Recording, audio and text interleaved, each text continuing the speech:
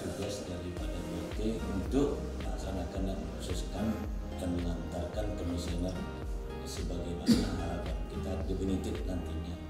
Kiranya Baitulmal ke depan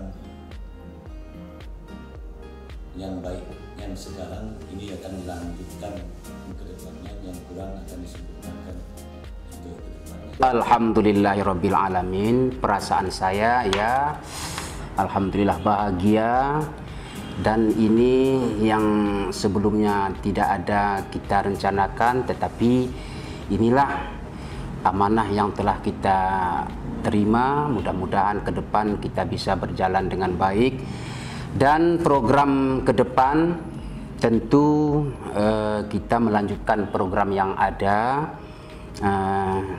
Program selanjutnya tentu nanti kita libatkan para dewan-dewan pengawas dan juga para anggota Baitulmal untuk sama-sama kita pikirkan ke depan program apa yang baik dan bagus untuk rakyat Aceh Tenggara, itu yang kita lakukan.